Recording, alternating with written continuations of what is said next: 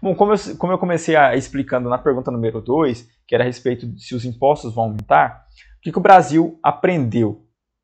Né, em 1994, ali foi a última hiperinflação que nós tivemos no país, e teve automaticamente ali a correção disso foi com a invenção do Plano Real. Mas o que o Brasil aprendeu? Aprendeu, como eu expliquei, que a gente consegue, ao invés de emitir moeda para pagar as contas, a gente vai emitir dívida. Então você controla a inflação. A inflação, para quem não sabe, é o poder de compra do seu dinheiro. Falando de uma forma bem grossa, né? Uma forma bem básica. Então se você imprime muito dinheiro, você emite muito dinheiro, cada vez mais esse montante fica valendo menos. Então o que R$10 comprava antes não compra mais, porque você já imprimiu muitos R$10, certo? Então você tem muito já aqui. Então o valor de compra dele cai. Então para não fazer isso, por a gente ter passado por 2 hiperinflações, o que o governo aprendeu? Não, vamos emitir dívida e não emitir dinheiro. Mas ao emitir dívida, lá na frente alguém vai ter que pagar essa conta. Então ele fica jogando com essa métrica, né?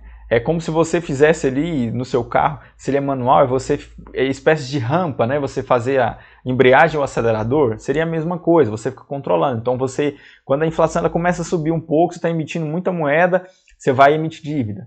E aí fica esse controle, né? Para não se endividar muito e para a inflação não subir muito. Só que qual que é o grande problema disso?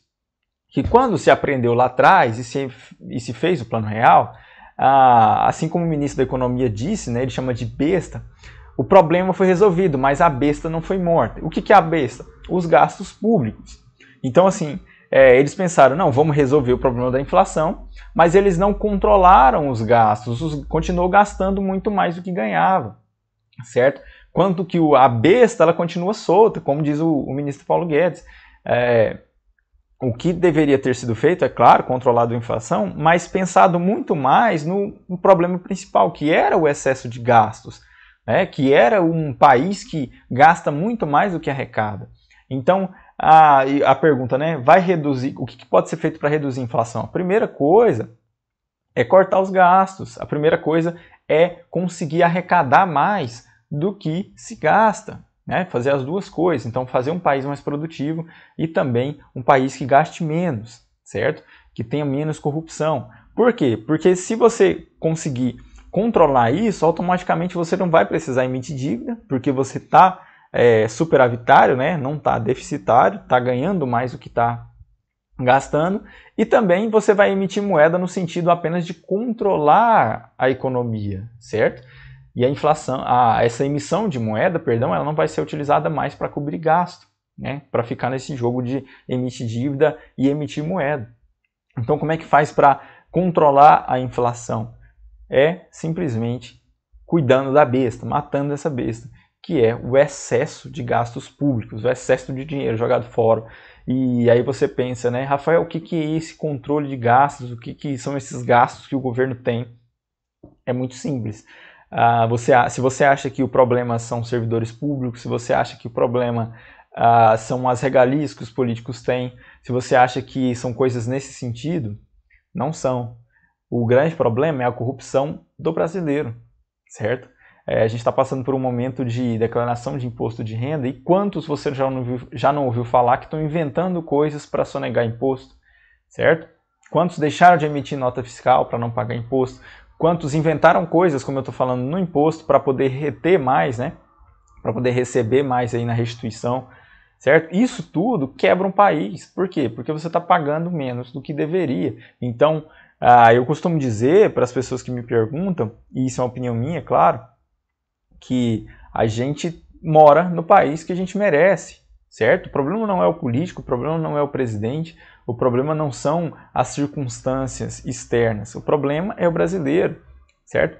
Nós somos corruptos, então a gente tem um país corrupto. Nós somos economicamente ou financeiramente deseducados. Nós gastamos mais do que ganhamos, então nós temos o país que a gente merece.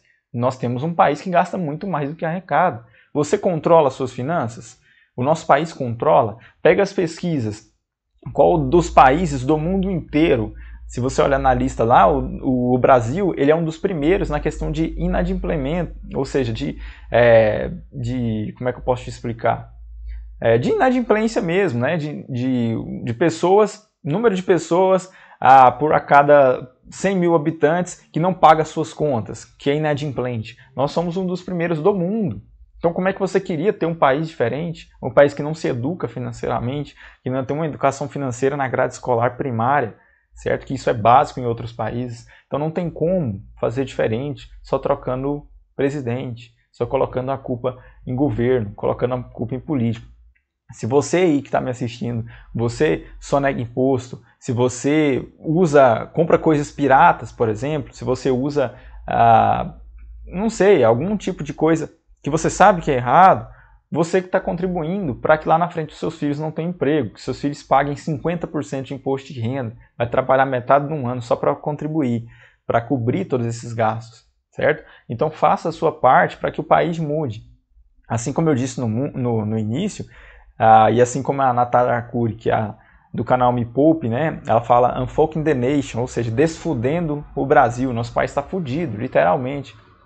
Como eu disse na primeira pergunta. Então, como é que faz isso? Através do povo. Somos nós nos conscientizarmos. A partir do momento que os brasileiros começam a não mais serem inadimplentes, a terem as suas reservas, a não dependerem mais do governo, ou seja, se aposentarem por conta própria, terem a sua própria autossuficiência, certo? A partir daí, as coisas começam a mudar de baixo para cima, ou seja, do povo para os governantes. E não querer mudanças dos governantes para o povo, porque não funciona, não bate.